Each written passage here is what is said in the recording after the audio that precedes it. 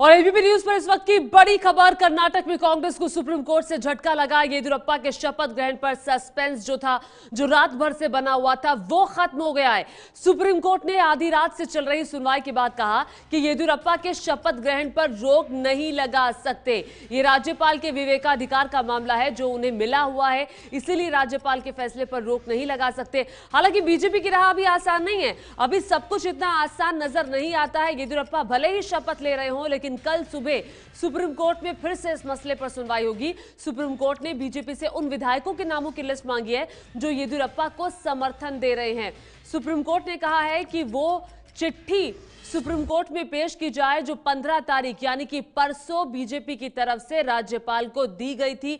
जब बीजेपी की तरफ से यह कहा गया था कि वो सरकार बनाने का जो प्रस्ताव रखा गया था, वो चिट्ठी में क्या था, सुप्रीम कोर्ट ने कहा कि वो चिट्ठी पेश की जाए। सुप्रीम कोर्ट अब इस मसले पर कल सुबह 10:30 बजे सुनवाई करेगा, लेकिन फौरी तौर पर बीजेपी को राहत की जरूर है कि येदियुरप्पा जो है, जो 9 बजे मुख्यमंत्री पद की शपथ लेंगे, अब से ठीक 3 घंटे बाद शपथ ग्रहण समारोह होगा।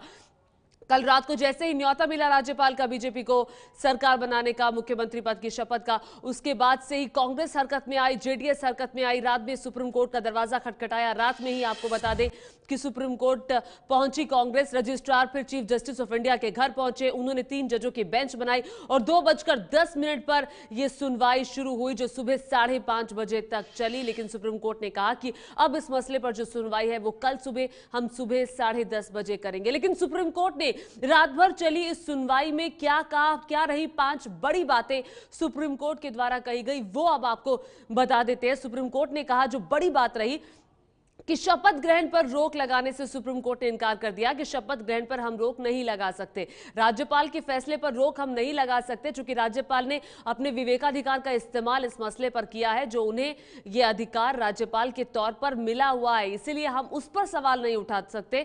येदियुरप्पा समर्थक विधायकों के नाम और संख्या बताई जाए कोर्ट में, यह जरूर सुप्रीम कोर्ट की तरफ से कहा गया। अब कितने नाम सुप्रीम कोर्ट में पेश कर पाती हैं यह देखना होगा। कर्नाटक के मसले पर अब कल सुबह 10:30 बजे फिर से सुनवाई होगी और यह बहुत ही अहम सुनवाई है। अभी जो रास्ता है वो बिल्कुल साफ नहीं है येदियुरप्पा के लिए। वो भले ही मुख्यमंत्री पद की शपथ ले रहे हो, लेकिन कल 10:30 बजे जब सुनवाई शुरू होगी तो पता चलेगा कि आखिर उस चिट्ठी में क्या था जो येदियुरप्पा की तरफ से राज्यपाल को सरकार बनाने के प्रस्ताव पर दी गई थी परसों रात को। ये देखिए, शपथ पर रोक नहीं, सुप्रीम कोर्ट ने ये बड़ा फैसला, और रात भर देखिए ये सुनवाई चलती रही। और एबीपी न्यूज लगातार आपको रात भर से ही दिखा रहा है कि किस तरह से हलचल, जब आप सो रहे थे, रात में आराम की नींद सो रहे थे, तो सुप्रीम कोर्ट में किस तरह की हलचल मची थी। ये है एबीपी न्यूज, आपको रखे आगे।